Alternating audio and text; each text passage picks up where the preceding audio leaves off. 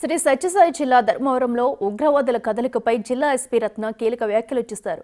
ఉగ్రవాద సంస్థలతో సంబంధం ఉన్న కొత్వాల్ నూర్ మొహమ్మద్ను అరెస్టు చేశామని తెలిపారు.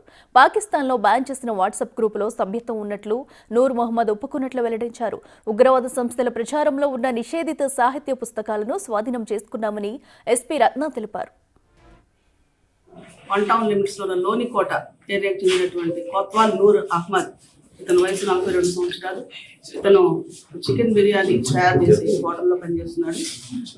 ఇతను బ్యాండ్ ఉగ్రవాద సంస్థకు సంబంధించినటువంటి వాట్సాప్ గ్రూపుల్లో సభ్యత్వం కలిగి ఆ సమాచారాన్ని ప్రతిరోజు అబ్జర్వ్ చేస్తూ దాన్ని డౌన్లోడ్ కూడా చేసి బుక్ రూపంలో కూడా ఒక సెల్ ఫోన్, 2 సిమ్ కార్డులు అండ్ ఒక బుక్ 276 పేజెస్లో ఉంది. ఆ బుక్లో ఈ నిషేధిత వాట్సాప్ గ్రూపుల్లో వచ్చినటువంటి మెసేజ్లు, ఇన్ఫర్మేషన్ అంతా కూడా డౌన్లోడ్ చేసి దాన్ని ప్రచురించడం జరిగింది.